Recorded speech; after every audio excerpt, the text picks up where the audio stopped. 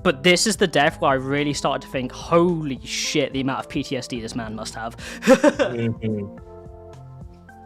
Yeah, that's bad. Yeah. Like, who said it? Lore Dude was saying that this is a lot more visceral than he remembers. And yeah, he just looks kind of like exhausted and almost just like sick with the flu in the anime. Then he gets hit twice, and it only really takes off his arm, and then they crush his head off screen.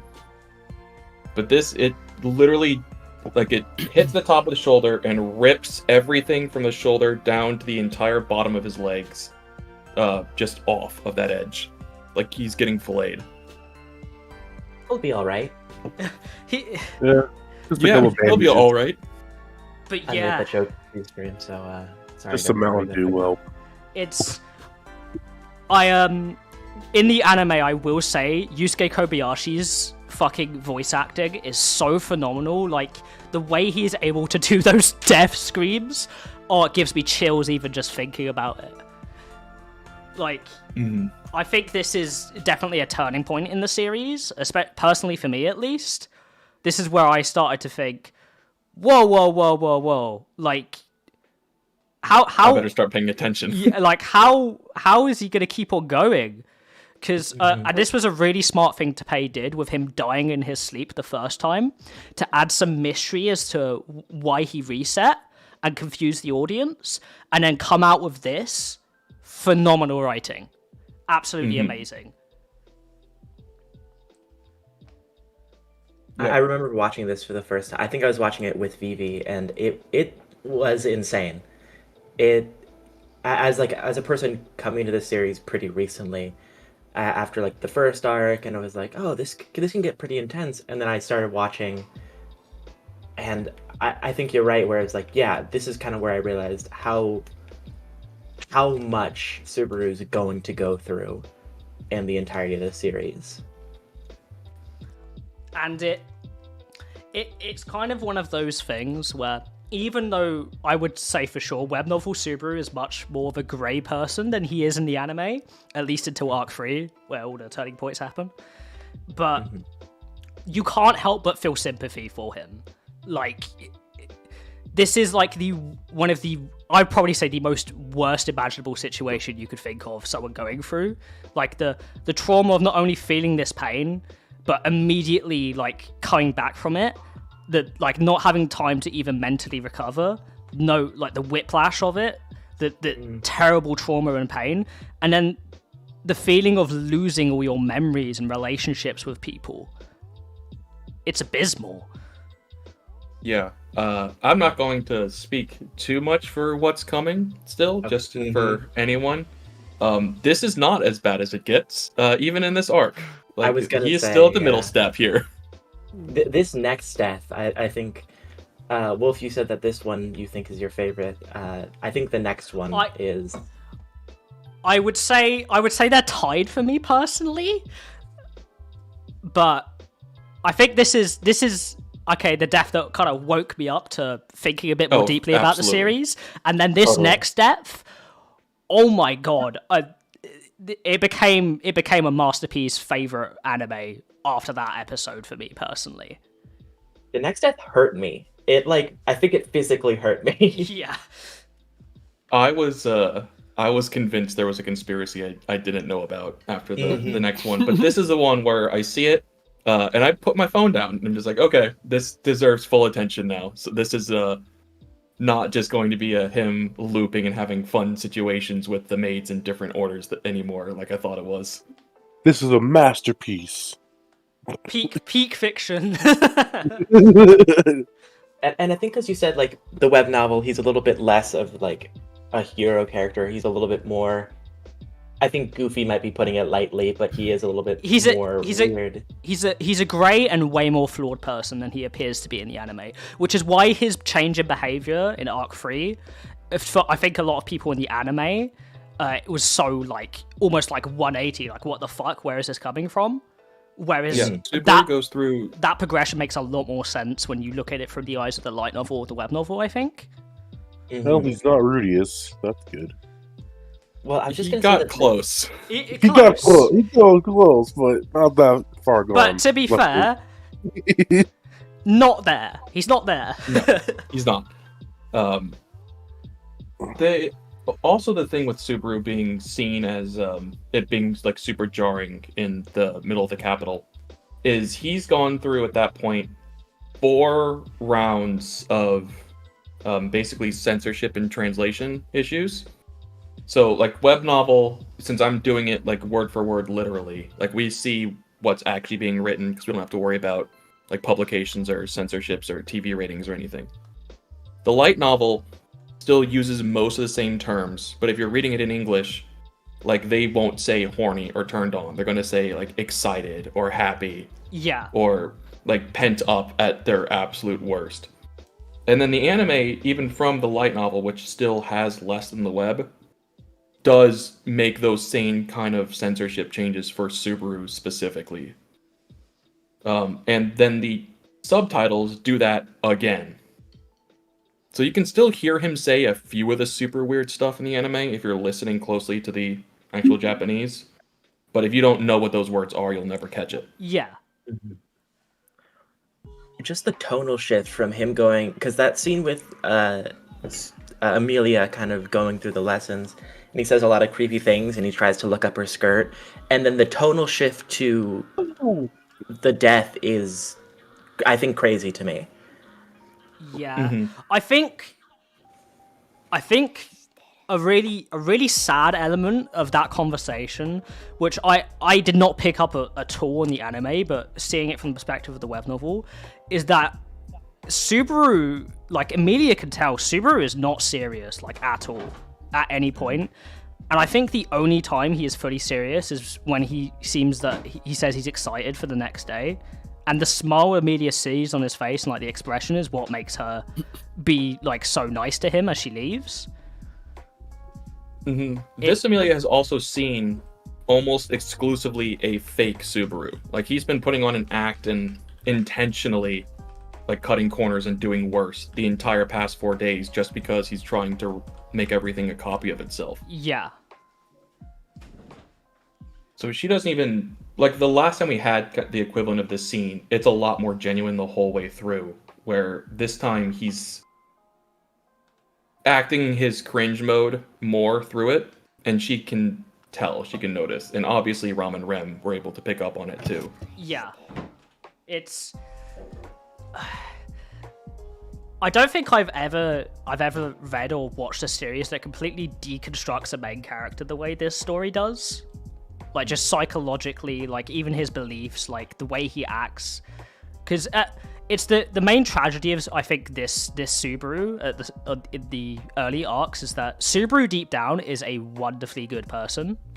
It's not like he's got major flaws, but like he actually is a very at least becomes a very empathetic and very heroic person. But it's all under all this regret and this like hatred for himself and this idea that he needs to look a certain way, like all of these like very human anxieties and worries that I think a lot of people can relate to. But all of those things piled on top of him, on top of the stuff that happened to him, it's almost mind-boggling the amount of shit going on in his brain. Mm-hmm. The one thing I'll say that I do miss from the anime and the light novel from these scenes, though, is his immediate jump to trying to move the conversation to be identical to when it was in the garden. Yes. And as soon as he gets a chance, looks up at the ceiling and says, "The moon sure is pretty tonight, huh?" that was actually one of my favorite parts of the anime.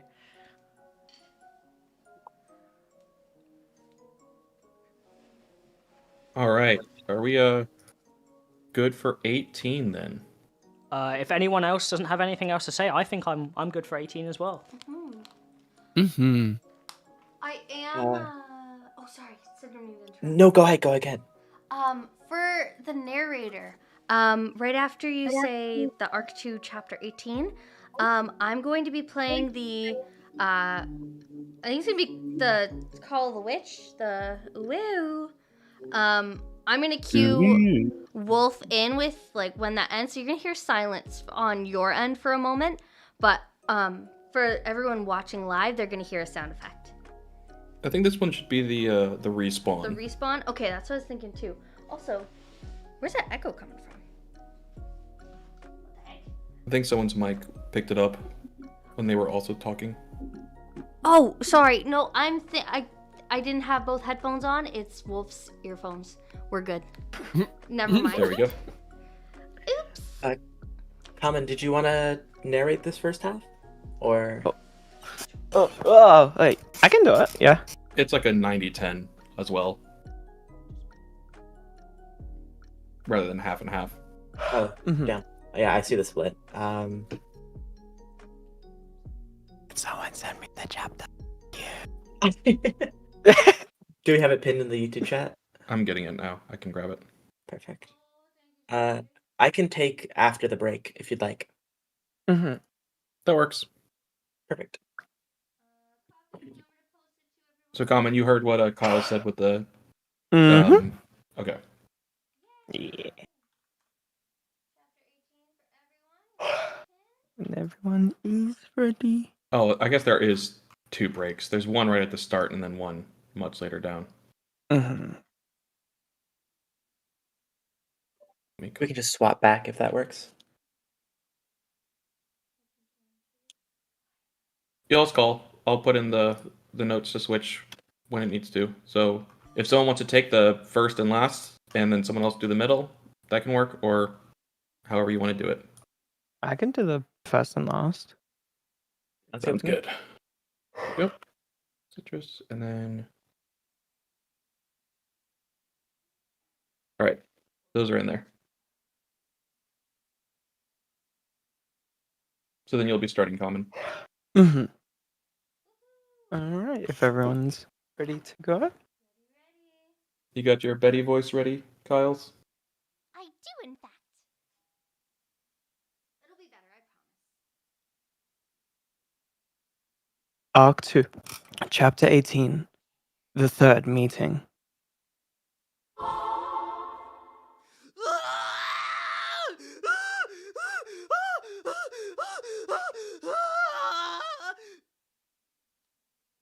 Waking up from your own screams is one of the worst experiences for your heart. Feeling the shock and breathing heavily, Subaru woke up and suddenly stretched out his arms, shooting the covers off his bed. My left arm. It's there. Isn't it? His left arm was reaching out, like it was trying to grab something.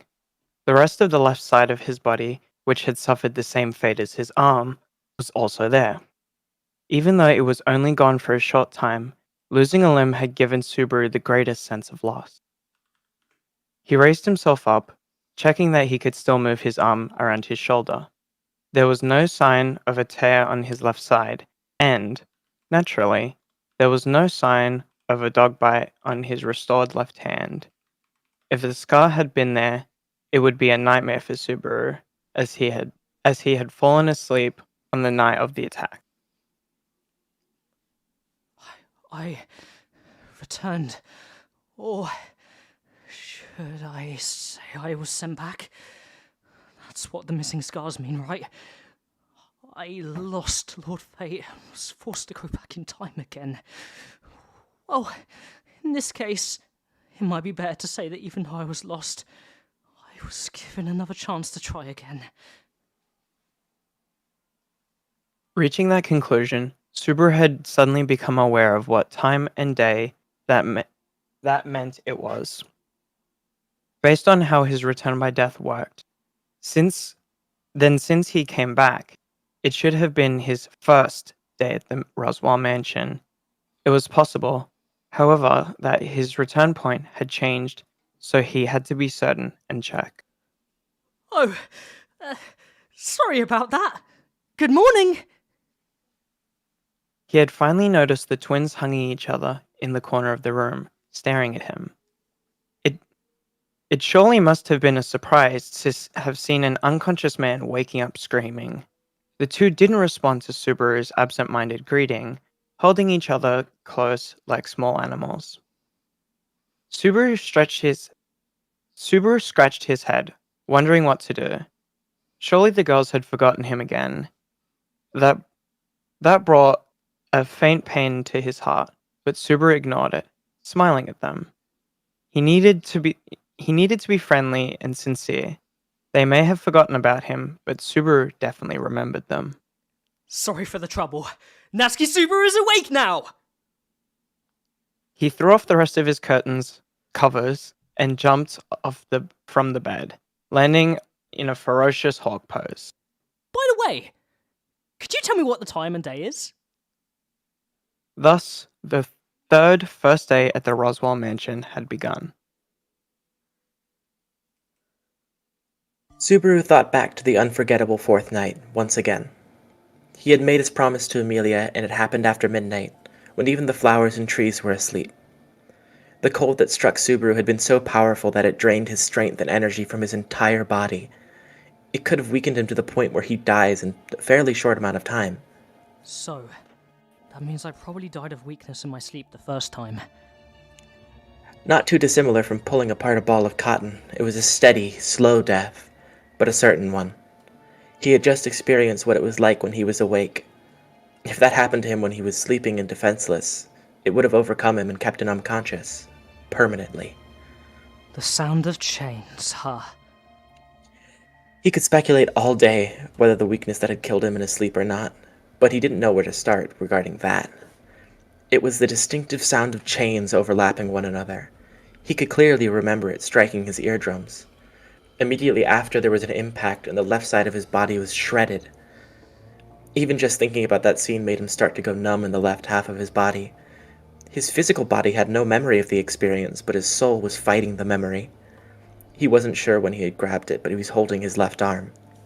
I guess that means there was an assailant. I don't know if that was the same person who weakened me to death, but they're at least working together. All he had managed to know for certain was that there, in fact, was an attacker. Perhaps it was an attack on the mansion, and Subaru was just added to the list of victims of the fourth night attack. It wasn't clear to him if the other residents of Roswell Mansion were also on that list. But if I was on it, they probably were too. I bet it's like that situation at the loot house, and it's related to Amelia's royal candidacy. He wasn't sure how much of a grudge Roswell had earned from the other nobles, so he didn't think it was worth considering. If he was going to get involved in political affairs, he'd rather be involved in those of a pretty girl. Subaru gathered his thoughts and scratched his head. He could tell there was an attack, and that Amelia and the others were probably targets. That was a start. But even though I know that, I have no evidence to prove it, nor the means to stop it. An issue with Return by Death is that there's no other way to explain how he got the information. That goes double for predicting an attack on the mansion.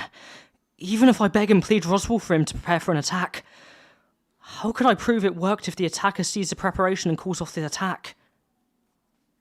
Worst case scenario, he would get labeled a boy who cried wolf, so Subaru was willing to accept that if it meant saving Amelia and the others. Besides, a direct confrontation with the attacker was definitely not an option. For starters, it was obvious to Subaru that he himself didn't have that kind of fighting ability. Furthermore, he had not a shred of information about his target. The summary of the previous episode is that I was killed horribly while I was crying a lot and leaking all over myself. God, I have a terrible way of summarizing things. On top of that, they didn't even reveal themselves to their victim at all, let alone show their face. Truly died like a bitch. Since he didn't know anything about who it was, there was no point in planning a counterattack. While thinking, Subaru had his arms crossed, his neck tilting up and down, his hips circling, and he was moonwalking in a circle around the room. More specifically, around someone. That's so annoying it's lethal. So you should quit now before it gets you killed, in fact. The girl in the center of the room, being orbited by Subaru, spoke to him, clearly irritated. Subaru turned to the prickly girl. Sorry, my bad. It's just, I find that if I can move my body around like this, it helps my thoughts move around too. So, please just tolerate me, alright? That's our relationship. There's no relationship between you and Betty, I suppose. This is only the second time we've met, in fact. You may say that, but I know what your heart feels. You're the one who invited me in here. You broke the door crossing without permission, all on your own, in fact. This is quite strange, I suppose. Unbelievable, in fact. As usual, Beatrice made no attempt to hide her hostility towards Subaru. That attitude had saved his life before, so that's why he came to her in the Forbidden Library. Look, I'm not here to bother you. Just serve some tea and let me relax. That will not happen, in fact. Ugh, so annoying. Obviously annoyed, Beatrice's lips curled as she twirled one of her curls around her finger. While watching her, Subaru suddenly had a thought. Hey, you're a magic user, even though you don't look like one, right? If you're asking if Betty can use magic, then the answer is yes, in fact. But it is a little troubling to be lumped in with those second-rate users, I suppose. Beatrice was acting a little snotty and gave him a prideful look. Subaru thought that she must be very confident in her abilities if she was acting that smug about it. You don't have many friends, do you? That was a sudden change in topic from what I was being asked, I suppose. Well, I don't have many friends either, so I get it. But that's not good for you. Being so high and mighty at that age is going to come back to bite you. Beatrice sighed at Subaru's teasing. Seeing her response, Subaru interrupted things before they continued as they usually did, and got back to the topic at hand, the information he wanted from the magician girl. Alright. Anyway, is there such a thing as magic that weakens a target and kills them in their sleep? Subaru wanted to know if his weakened state was caused by poison, disease, or by magic. Since the onset of fear and weakness was so sudden, he expected it was magical in nature. He couldn't think about how a disease could act so fast and thought that poison would have affected him sooner. He couldn't think of when he could have ingested any poison, as the dinner that day had been buffet-style with things like soup being served from a single pot. The only other opportunity would have been when he had the tea and cakes with Amelia. But they couldn't know when I would eat those cakes or drink that tea. The unlikeliness of that approach practically disqualified that scenario, especially the second time when there was an intruder. If they knew about his weakened state, the poison would have been redundant. Beatrice raised her eyebrows at Subaru's question, most likely wondering why he would ask such a thing. She must have noticed the playful tone in Subaru's expression, though, since she just shrugged her shoulders with a single sigh. If you're asking if such magic exists, it does, in fact. It does? It's more of a curse than magic, I suppose. There are many such techniques that are more familiar with shamans than magic, in fact. That's a rather nefarious curse, in fact. Subaru looked a little confused in the face of that new term, shaman, so Beatrice raised a finger like she was giving a lecture. Curses are a branch of magic and spirit arts wielded by shamans, who are more common in the northern county of Gusteco, in fact.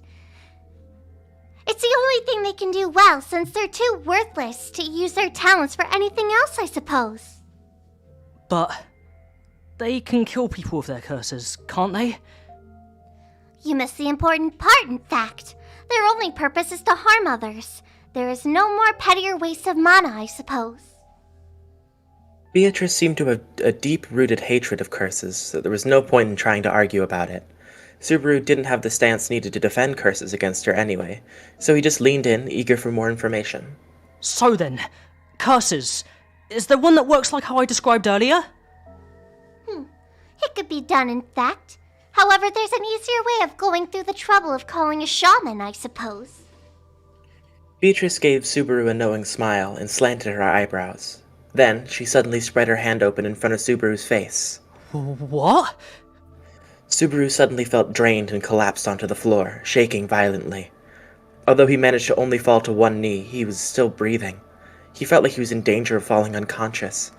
He blinked a few times, and though he felt a little tired, he determined he could still move his body. There, I suppose.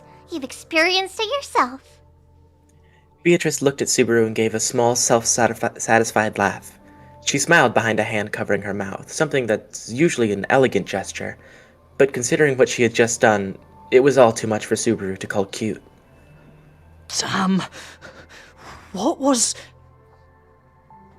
To put it simply, The mana was drained from your body, in fact. If that process was repeated continuously, it will result in the same unfortunate end you described before, I suppose.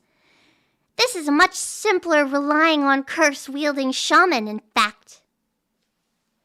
Subaru looked up at the haughty Beatrice, but couldn't resist with anything more. He wondered why he felt so tired, but then it occurred to him. The first time I was mana drained by Beatrice was right before I passed out, so that means I was drained again right after I woke up in this timeline.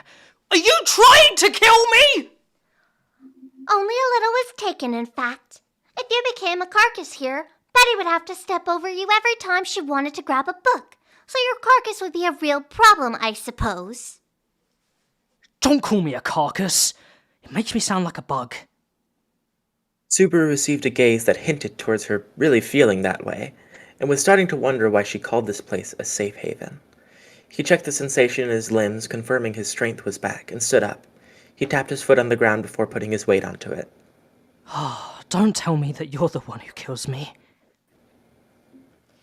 If you were dead, things would be easier and this conversation wouldn't be happening, in fact. Apologies, but Betty is too busy to take on the trouble of killing, I suppose. With her hands behind her back, Beatrice slipped past Subaru and faced the bookshelves. She stretched her arm above her, reaching for a book out of her reach, causing her gothic Lolita dress to sway a bit. This one, right? The one next to it, in fact. Hurry and hand it here, I suppose. Right. He grabbed the surprisingly thick book off the shelf and passed it to the sulking girl. Remaining displeased as she took it from him, she again moved away from him and towards the stepladder. Rather than ever sitting in a chair, she seemed more comfortable sitting on the stepladder. Usually when Subaru visited the library, he would find her reading in that position. What book are you reading? It explains how to get rid of insects that have invaded a room, in fact. You have bugs in the library? Oh, that's the worst place for them. What kind? It's a big dark one with mean eyes and a bad mouth, in fact. It also thinks too highly of itself, I suppose. That's quite distinctive. That bug. Subaru looked around, thinking that if possible, such a thing should be exterminated as soon as possible. While the Forbidden Library was a collection of unreadable books to Subaru, he was a book lover at heart and wanted to avoid harm to books as much as possible. Subaru was earnestly thinking that. Beatrice, however, just gave him a side-eye and exhaled loudly. There was something else, I suppose. If not, Betty would like you to leave, in fact. Oh, yeah. Can anyone use the mana sucky thing you mentioned earlier? That's quite an upsetting phrase, I suppose. In this mansion, only Bubby and Betty can use it, in fact. Roswell does not have the talent for it, I suppose. Oh? Huh. I thought he was super versatile. I guess he might have just been trying to show off. Whoa, Subaru, that's pretty disrespectful to think about your boss. Then again, I don't work for him yet, so I guess I can give myself a pass for that one. So that's it then? Just you and Puck? I don't suppose you two would stop taking so much when you use mana drain? So, Bubby has taken some from you as well. I wonder. Yeah, he said I was fat with mana and took advantage of me. That bastard. Forcing himself on someone who didn't like it, asking, "You like that? You like that? What's with you?" In the midst of Subaru's rant resembling that of someone being abused by an evil governor, Beatrice was looking down with a hint of red in her white face, barely visible behind her hands on her cheeks. Oh, what a wonder, I suppose. Betty and Bubby had indirect mana collection? What's with that bittersweet reaction like you had an indirect kiss? Is that scenario where I emptied the aluminum can? In hindsight, it did have a rather rich taste. Could Betty try some more, I wonder? I'm going to be emptied! I'm not exactly full up on blood right now! Oh, right. Everything important was put back into place, but your blood will take more time to return, I suppose. Well, even Betty isn't all-powerful, I suppose. Huh. Subaru tilts his head in some confusion towards her regretful sigh. Based on her exact wording, a strange fact had come to light. The way you said that, it makes it sound like you were the one who healed my wounds. It's not nice to steal Amelia Tan's credit, you know. That half-baked big girl doesn't have the ability to heal fatal injuries as of yet, in fact. Bubby and the girl closed the wound, but Betty is the one who healed you. What's with you, I wonder? I'm just seriously conflicted. The circumstances of his survival had been revealed to him to have come from an unexpected place. He was sure that Amelia was the one that had healed him, like she did back in the alleyway. Subaru narrowed his eyes in suspicion, but she didn't seem bothered and just glared back at him. Unless she's a big ol' liar, I should just assume that she's telling the truth. So, that means that Beatrice, you're a huge liar! Seriously, you're the worst! Huh? You're the one who can't accept the earnest kindness from another person, in fact. A commotion occurred, and that led to a heated argument, and that led to something that was very nearly an actual fight. But in the end, when Subaru tried to engage in a struggle with her, he was simply blown away with Beatrice's magical power, and the battle was over. Standing before Subaru, who was slumped over upside down against the door, Beatrice played with one of her long curls. It's time for you to leave, I suppose. Your hands have stopped shaking, so you must have gotten a handle of your fear, in fact. You noticed that? Were you trying to hide it, I wonder? It's regrettable that you think so poorly of Betty, I suppose. With a bored sniffle, Beatrice made a gesture like that of disposing of an insect. Subaru witnessed her doing it, rolled his body over, and stood up with a newfound vigor. He held his hand in front of his face and saw that his hands had in fact stopped shaking. That makes the 5th death in total, but I doubt I'll ever get used to the feeling. In fact, the more I experience death, the more my legs buckle in fear of experiencing it again. Not to mention his most recent cause of death. Who could blame Subaru for having the fear run so deep that no trace of courage was found in him when he returned? I suppose it's time to stop making excuses. You're really not nice. Not at all. Smiling smugly, Subaru made his final excuse, looked up, and started to leave. When he grabbed the doorknob, he looked back at the girl one last time, and stepped outside. I'm sorry, but thanks a lot. Please help me again next time when... You paid for it with your indirect mana collection, in fact. Next time, maybe the rest of it will be taken, I suppose. So you shouldn't come here on your own anymore, in fact.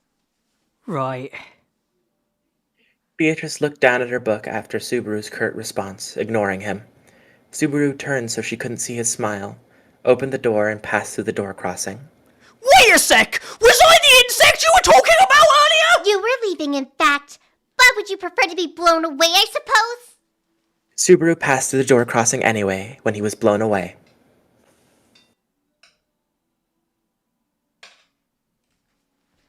Can I ask if you're alright? Seriously, that kindness is the only thing that heals me? This is so nice. Subaru relaxed his shoulders, faced with the silver-haired girl in the garden. He had been repelled by Beatrice's magic and blown out the door. His body had been ejected from the entrance to the second-floor terrace of the garden, and he fell straight into the flower bed. Thankfully, the ground was soft, so no serious damage was taken. But depending on how he fell, it wouldn't be unreasonable to think that it could have caused a third reset. Cause of death, arguments. The theory that she's the one who kills me is seeming less and less unlikely. Can you stand? Is your stomach alright? There's no reopened wounds for now. I was just imagining the person who closed them up being the one to reopen them. Ugh, sorry. But I'd really appreciate it if you could lend me a hand. Isn't that the flower bed that Rem fertilized yesterday? Ah! Abnormal play!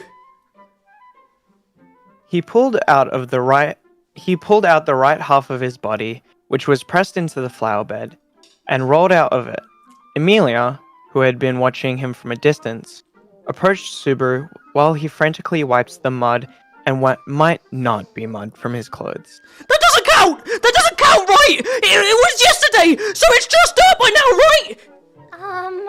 Well, Subaru, good soil grows good plants, so maybe you could take this as a sign of good luck? Eminent Translations has already shifted into comforting mode!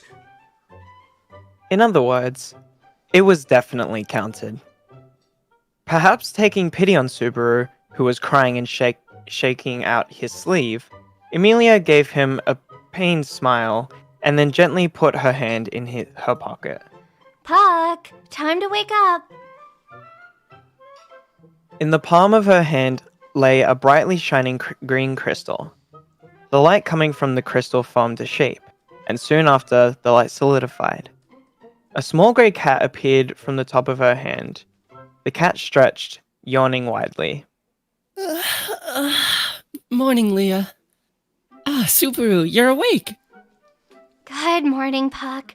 I'm sorry for waking you up so suddenly, but could you please clean off Subaru's body? Emilia made the request to Puck by holding him close to her face, begging with one eye closed. Subaru couldn't help but admire that gesture. Puck turned around, looking far more calm, saw Subaru's dirty appearance, and nodded in understanding. All right, I'll wash him. Here. What do you mean by wash? Ah! Puck turned both of his palms towards Subaru. From his palms appeared a magic circle, from which a continuous burst of water erupted. The water blasted Subaru's right side with enough force that it seemed like Puck was trying to wipe all the filth in the world from existence. Hydro pump! Subaru screamed at the impact of the force of water spun around his body around, engulfing his entire right half. Oops, that's a little uneven. As he said that, Puck adjusted the angle of the water and blasted the left half of his body. That caused a reverse rotation, bringing Subaru's spin closer to stability. With more adjustments of the water jet, Puck fine-tuned the blast. Look, all clean now.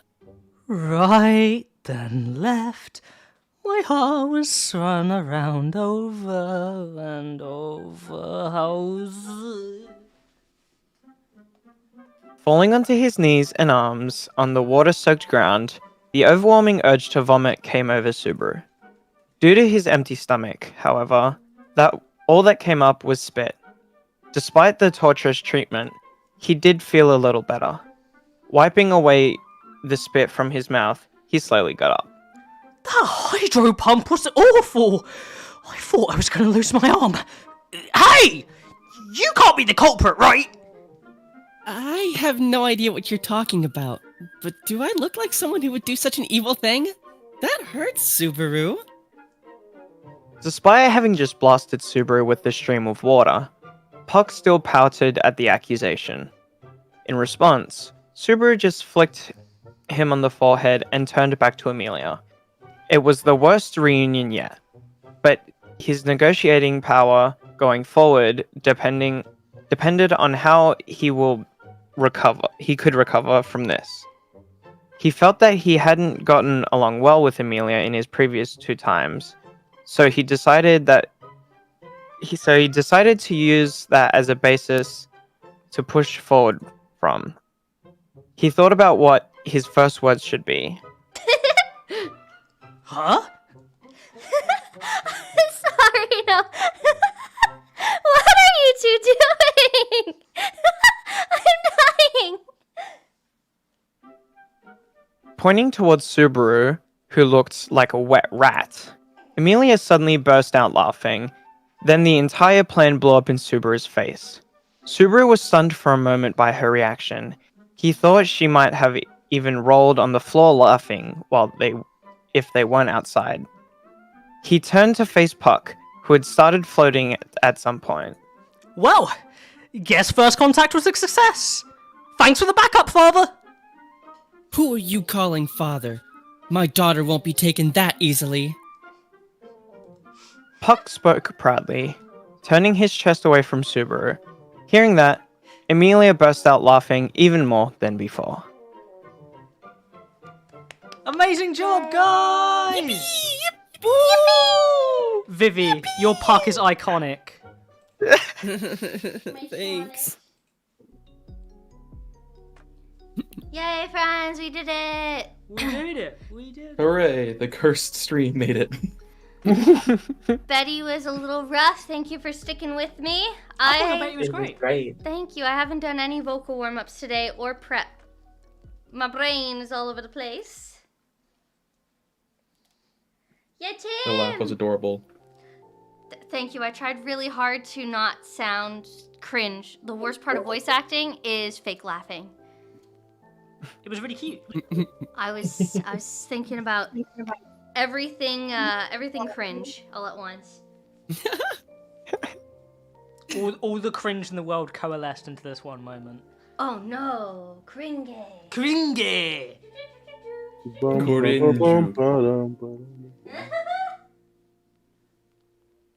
All right. Yeah. So he's back, better than ever, I guess. He's back. The boy's back. And he's here The to... worst father in the series is back. We love Puck. I like that Subaru genuinely called him the ugly bastard trope in this chapter. Now I can think of his terrible memes. What? With Puck's face attached to all of the ugly bastards out there. Yeah. Yeah. Well, that scream at the beginning of the chapter, I was just laughing because I couldn't it was just so unexpected. I thought it was pretty funny. It was good. Oh, thank you. In a good way, entertaining, funny. I was like, whoa, okay. Sounds like he's dying there. It's controlling his audio this chapter. I wanted to fucking scream. Anytime I thought he would yell, he'd be quiet, and vice versa. So I'm like pulling up the gain on one side, fixing all your gains on Discord, fixing the one on YouTube. I'm just like fucking calculating on all ends. I'm so sorry, it's really hard to stim and voice act at the same time. That's okay. I get it. So real. So I have to predict all of his character things. Well, I have to do my character movements before I voice. Yeah, I keep bumping into you. Get the perfect Subaru. Good luck with that. Yeah. I am chaos incarnate. Can't control it. Translating for Subaru is genuinely the second hardest one in the entire series to do, because I cannot ever predict what the next thing he's going to say is. So when he says something completely counter to what he was just thinking, it takes him like 5 minutes to rationalize just, oh no, he just thought one thing and is saying another, instantly. Bro is jumping to 5 different conversations at once and ending them all at the end of a scene. Yes, exactly. Ugh. What else was surprising that I did not expect to read out was he was moonwalking around Betty. I don't know why in the anime he's just walking around in a circle. I wish they did that in the anime now. That would have been funny. Well, it's also a great reference to his dad. Yes, his dad does do it in season 2. Which I wasn't sure if that was meant to be moonwalking when I saw it. I thought maybe his dad was just coming in weirdly, but this just confirmed. I'm pretty sure no, it's just, at least from what I remember reading Arc 4, it's described as moonwalking. Yeah, I mean it is just the word. It's bold, so it's written in English or Ingrisu. Close enough. Ingrisu. Anger issue? Wait, what? Anger issue. Pretty close actually. I was a big fan of the Stream Deck today. I want to shout out 6. I'm finally using it how it's supposed to be intended. Having all the audio. I know you guys couldn't hear it here. I'm trying to find out a way so that you guys can hear the music and the buttons I press. Just gotta find a new thing that works that's not Pancake anymore. But Up, down, down, B, A, start. having these all at my fingertips, we just got called the witch button. I got a chain button. Hopefully you guys like that one. It was really good. Yay. Speaking as a silent observer from my living room. Thank you, Silent Observer from Living Room. We get to use the chains more in the next readings, I think. Hell yeah. Get ready, Citrus. Sing. Yeah! Can't wait for those chapters. I gotta believe- practice. I believe in the next couple of chapters as well, he just starts hearing chains in everyday life and just starts panicking. Like Roswell has someone with some of his clothes. Trauma! one aspect I was not expecting was like vividly describing phantom pain, like throughout the chapter. That was kind of like whoa. That was good. Spoopy. Yeah, it doesn't shy away from just how traumatizing that was for him. The exact verbiage is he had never felt a greater sense of loss than having lost his arm. Oh fuck. Jesus. Damn. Skill issue. Skillish, get good. Scale issue. Get good at dying. You should have just not died. You should have He just dodge admits roll it's a for the skill iframes. Should dodge that, you know. He was heavy rolling. That's why he died. He had too Oh, much yeah. equipped. He needs to get rid of that tracksuit. He was cursed, you know? It halves your health. Blurst. He got some frog spitting stuff at him, and now he's dead. Mm-hmm. Tappy just hates Subaru. You'll never see Amelia get a brutal death like Subaru does. Good, because I don't want to voice act that. It's I hard. mean, Amelia does get some. She can die in the scene. Yeah. It just won't be rendered. She just goes, Like- ah! Yeah, basically. It'll be Over. Subaru hears her fall to the ground and sees it happen there, or like hears the cut, but you won't ever hear her like insides being protruding out like peaches spewing from the red vivid crimson. Yeah, Tappy's Is just. that true? Amelia Is was that cut how it's open. worded? There was... Yeah. It was pretty close to that. Yeah. That's crazy. It was even amongst the fading dark dim hallway, the peach color interior of his form was still visible as a bright vivid red was spewing from the dark crushed bones and flesh. So, Topay self-insert is Elsa, is what you're saying. Yes. Hey yo. No, it's Puck, but It's Puck. deadbeat dad. Damn. I think until Arc 4, Puck does hold the record for most, or throughout, because of Arc 3, he holds the record for most deaths of, causes of death for a while. I thought you were gonna say Topay self-insert was Puck up until that point. Well, it is. Puck is his self-insert. It's literally his profile picture. Is the It's little also gray his cat. name. Yeah, his online persona is Gray Cat. Damn. Tappy. Chad. That guy's a monster. He does have control of destroying the whole universe if he wants to, so like... I can't believe Subaru called Topay an ugly bastard. What the fuck? Damn. Tappy's a monster. I don't care what anyone says. He hates his main character. No, he hates the protagonist. Mm. Amelia is the main character. Amelia My is the bad, MC. my bad. My bad. Oh, real. Subaru is literally in her story, bro. Amelia's arc will just be her internal dialogue of the entire story. He's not going to write anything The new. irony of all of Subaru's struggles just being like a little side quest while Amelia doesn't know what the fuck's going on, but she's like, la la la la la. Mm-hmm. I will remind everyone that Rem is literally a side note. added after the fact. Ouch. That is- Thank you. That is Be for real, for real. unfortunately true. That is unfortunately true. We all know that Ram is superior anyways, so... That's so Yes, Thank so you. true. Dude, Ram is the go. I love Ram. I love her. Ram's the. The longer it goes on, the more I do love and appreciate everything that Ram is there for. Yeah. Literally every moment. Every single line of Ram is just absolute amazingness. Well, and I think Ram and Subaru have the best dynamic. Oh, in the for series. sure. Mhm. It's like Shut up, Subaru Barusu. and Puck's dynamic, but with a lot more warmth and kindness. Shut up, Barusu. Are you sure about that? Subaru, I wanna die. Can we send that gift to the stream chat? that just goes hard. Oh, sick beat. Are you time to drop that remix? I wanna die. I wanna die. I wanna die. Oh my god, we still got that image of Jerry Natsky. Mhm. Oh, that was a good one. So anyone listening, as well as if you weren't here during the pre-stream talks, These chapters, especially the second one, are like warped and cut so weirdly in the anime. So the episode starts with him waking up and screaming in front of the twins as normal.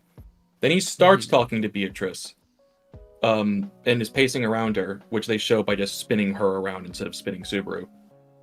I like that. Then it cuts and goes to him meeting Puck and Amelia, doing the magic conversation, or at least part of it, that was with Roswell a couple chapters ago in the bath. Then he asks to stay as a guest in the mansion, has his next lesson with Rom, and then it goes back and does the rest of the scene with Beatrice that it had cut earlier. That's so true. That's so weird. So she gets a book from him in that second part that she had already read and had explained, like, oh yeah, it's about getting rid of a bug that's in the library already. Season 3 win? I'm just kidding. July 2024. Give us more time, please. I would bet a lot of money that that's when it's going to come out. That's a good guess. That's We not gotta a bad get- guess. That's We gotta my get- guess too. You gotta get Konosuba out of the way, I think. I think they're doing this on purpose. It's also Yeah. the timing with when it was announced compared to when season 2 was announced at the same event. So we'll just have to see.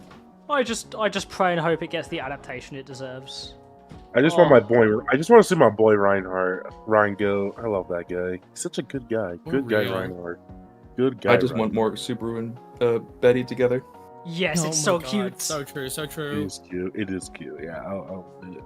I can forgive almost anything that season 3 adaptation does, but I want the scene when she's back from the bath.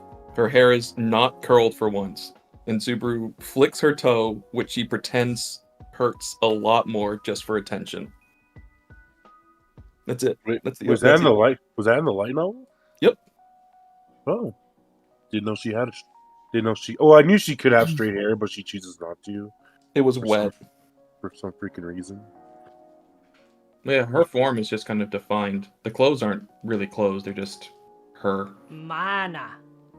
Mana. But yeah, some exciting news for next time as well. There is only a single chapter remaining of the Arc 2 web novel that was previously translated by Eminent Translations. After that, I will be the only one having translated the Arc 2 web novel going forward. Yo. Studio Reverie 100, original. 110% us. I haven't Did I- actually used Eminent for a while until chapter 18, and that's only because I was sick this week and running super late.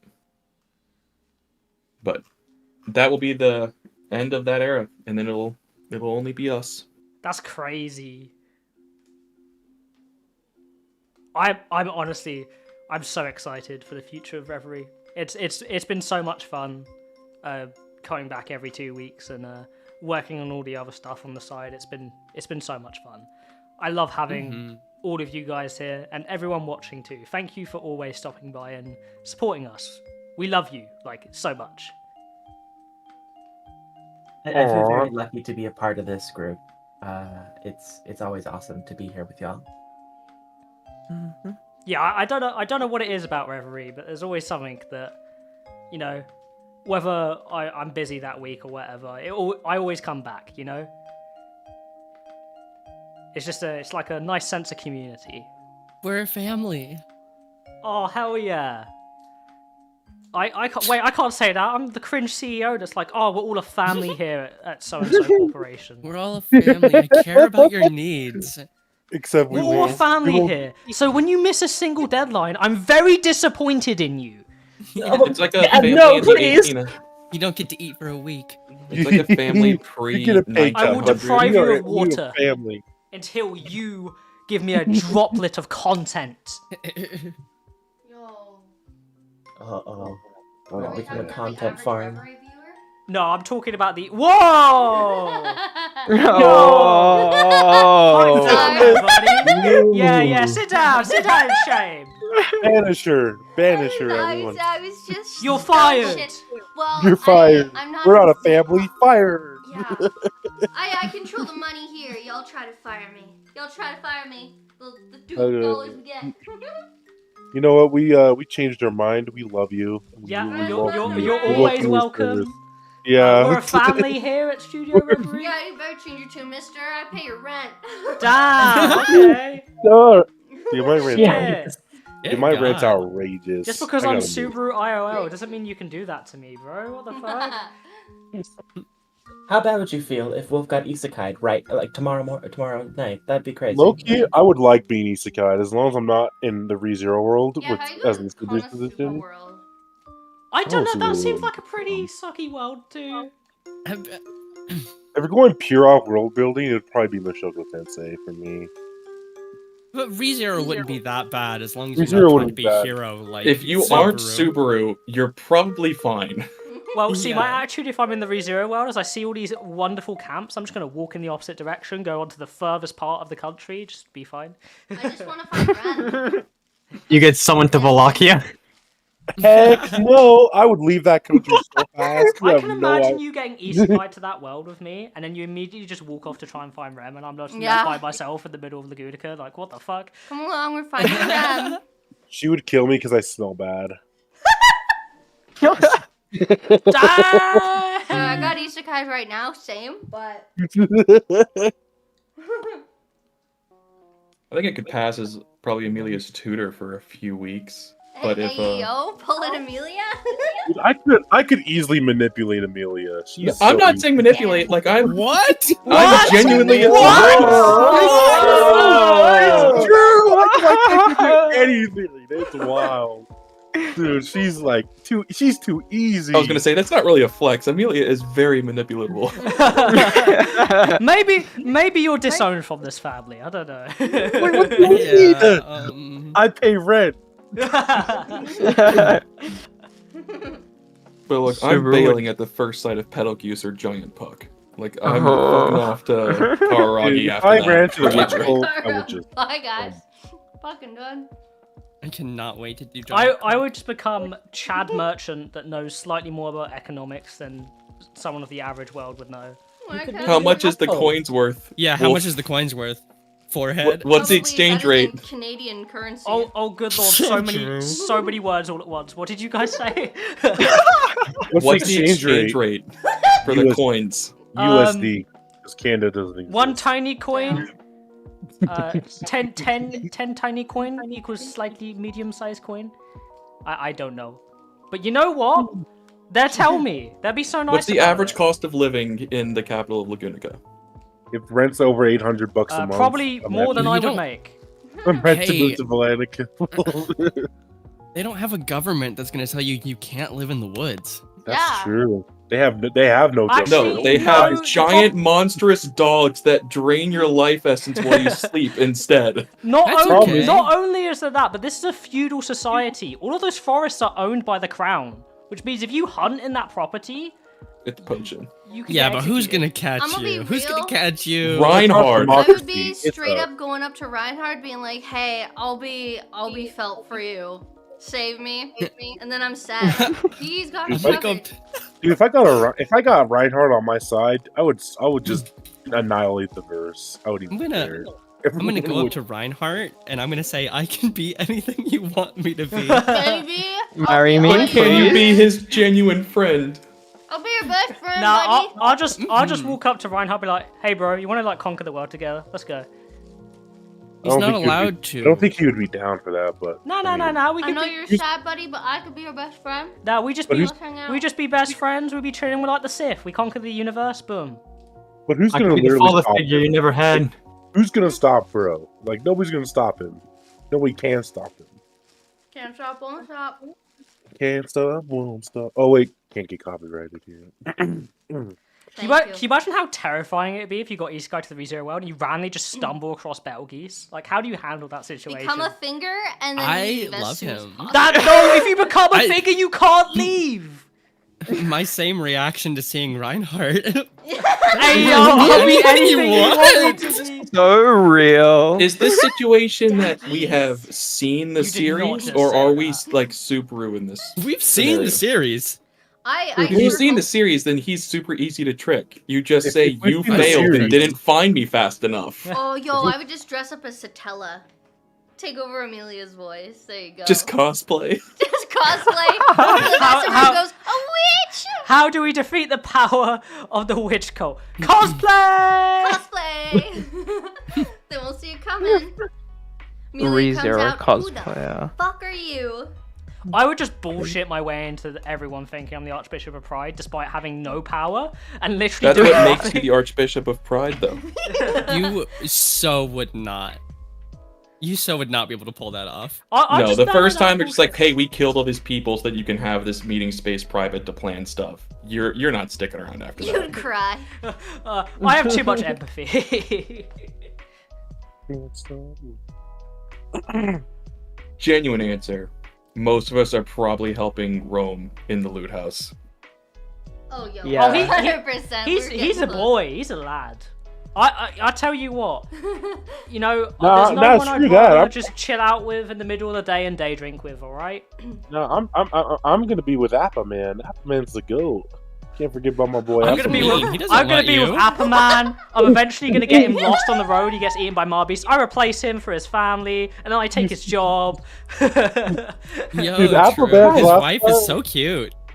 We need Appa Man back in the series. I want Brutal. him back. Honestly, I would definitely regret it because Roswell's a fucking weirdo, but I'd go straight to that mansion. I just want to be as close to those ladies as possible. He is so down bad. Dude, that is- Kyles, that is let's a be honest dangerous though. man. I'd be the perfect If you maid. just show up being obsessed with them already, Rem's gonna kill you. Yeah, Worth it. If she ain't toxic, she ain't No, it. That's the way I want to no, go out. but then you- Ram's gonna retweet. kill you. That's okay. I'll say yes, mommy. What the fuck? Oh my god! What the fuck? Yo, what I'm the? with Thank you, Vivi. You've been exiled. ya. Really despicable. Hey, Wolf, want to start an Appa business with me? Who needs those guys? Nah. I've got You this can't read. I've got this amazing idea. Yeah, but what about the ReZero world? I could just probably I be there. play the role of like the saddest, like most tragic backstory you could possibly imagine. So then some random actual nice nobleman will take pity on me and be like, "Hey yo, punch a coins, boom." Or Okay, get him close if I had to pick a camp, I'd go to the Fell camp so quickly. I need Reinhardt by my side. Yeah, I think mean, the only honestly, one him anyone and is I getting would be into. If there was That would any be camp I horrible would actually today. go to, I genuinely think it'd be the cruise camp. I'm so sorry. That's True. fair. But honestly, The we're not reason good enough for why, her right, either. is because with the Amelia camp, you have to kind of get through Roswell to kind of be involved in any way. Mhm. With Cruise, And you're if you're just target of the witch talented cult. enough and you're honest with her, and you've got good intentions, she'll treat you good. Oh, that's true. You can't just go up to her and say like, "I'm genuinely here to help support you, and I have no hostile intentions at all," and she will know that you're telling the truth. Exactly. Yeah. Okay. Yeah, that's sick. fair. Good call. Bye bye, Vivi. Bye, Vivi. Oh, Vivi, go. All right, we should probably be wrapping up here in a sec. We Yeah. are so sidetracked right now. We need to get Hey. back on that We had an main extra road. half hour. Podcast. This could have been an entire podcast should start a episode. We should We'll I'm just probably saying, do ReZero podcast, baby, it'll be back soon. So much content. Probably too much content. You're gonna love it. Yay. And I don't have to control it. It's all on you. Yeah. The Studio Reverie podcast would be kind of lit. Not gonna lie. Heck yeah, heck yeah. The unofficial official ReZero podcast. The unofficial official. We'd be like the only ReZero podcast. We would have a monopoly. We would TM. dominate the market. TM. Someone get on that. Where's our legal team? Fuck. Hey, Katakama can't sue us if we sue them first. Woo! Yeah, good fucking luck, what money.